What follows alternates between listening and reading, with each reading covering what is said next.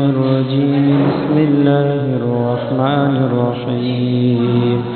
يا أيها الذين آمنوا إذا نودي للصلاة من يوم الجمعة فاسعوا إلى ذكر الله وذروا البيع ذلكم خير لكم إن كنتم تعلمون.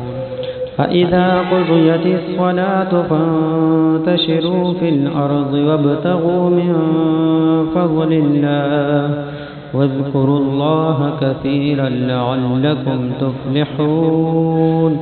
وإذا رأوا تجارة أو لهوا انفضوا إليه وتركوا قائما.